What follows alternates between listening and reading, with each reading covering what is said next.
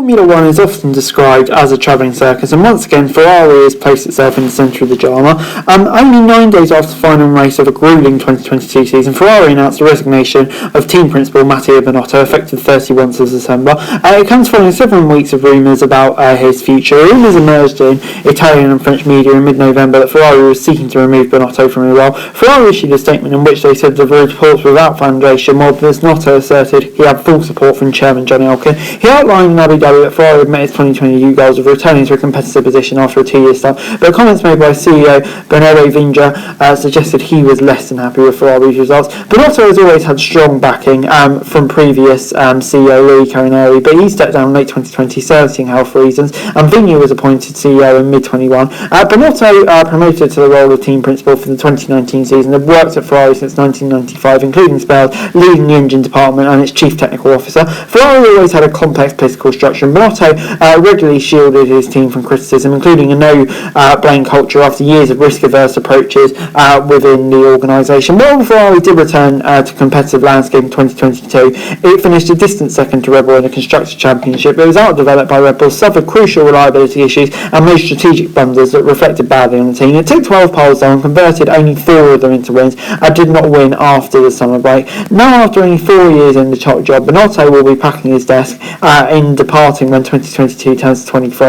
With the regret that entails, I've decided to conclude my collaboration with Ferrari, he said, basically, let's put it this way, he was jumped before he was pushed. I am leaving a company that I love, which I've been part of in 28 years, with a serenity that comes from the conviction that I have made every effort to achieve the objectives set. I leave a united and growing team, a strong team, ready, I'm sure, to achieve the highest goals, to wish I wish all the best for the future. I think it's the right time to step down, and as much as it's been a hard decision, I would like to thank all the people at the Gestone Sportover who have shared this journey with me, made up of difficulties but also great satisfaction. It's not yet named a successor for Binotto, but it's understood the position was offered to several prominent figures in the paddock, but Ferrari's advances were firmly rejected. As for Ferrari itself, I would like to thank Mattia for his many great contributions over 28 years with Ferrari, and particularly for leading the team back to the position of competitive last year. The CEO said, as a result, we're in a strong position to renew our challenge, above all with our amazing fans around the world, to win the ultimate prize in motorsport.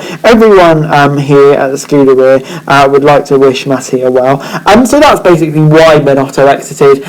Disagreements with the board and almost jumped before he was pushed. But yeah, now we're going to focus on if it's good news for Ferrari or not. And to be honest, I'm really in two minds about this.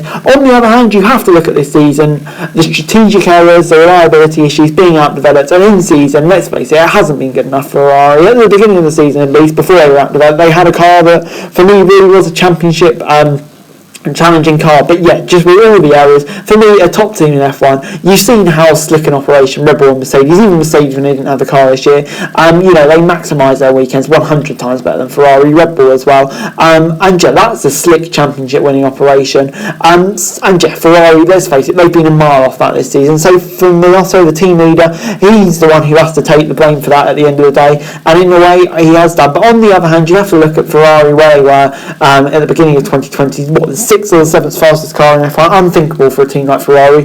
But in 2 short years, they've managed to get back to top, installed a new blame culture, and yeah, he's done a really good job to get Ferrari back there. But if they can't compete for championships now they're there, then that's almost worthless in a way. So yeah, you have to look at that. But at the same time, I think Christian Horner was mentioning it the other day. Red Bull have had the same principle, obviously him, since its inception in F1. In that time, Ferrari have had 16 principals. Domenicali, obviously the last Ferrari team principal to win a championship. Then you've had Mattia, that disastrous team principal who didn't even last a year. Arriva Bene came in, did a solid job, had them competing for the championship in 17 and 18, but ultimately, kind of like this, they fell away towards the end. And then you have Binotto, who's kind of rebuilt them after a tough few years. But yeah, do they Ferrari need stability? And if so, is Binotto the right man?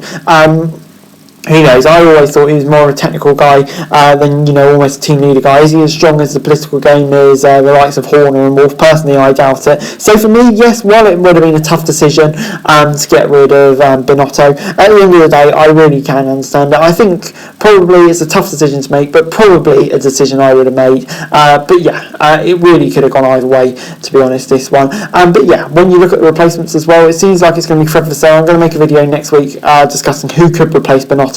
And if Ferrari is the right man, or if not, who else could it be, and who else would even want the job at a team that just seems so difficult to manage? Do they really stand out to me as someone who goes, oh yeah, that guy could compete with Horner and Wolf for best team principal on the grid? Personally, he's done a solid job at Alpha, but does he really strike me as that guy? No, not really. So yeah, just more difficult questions for the Scuderia.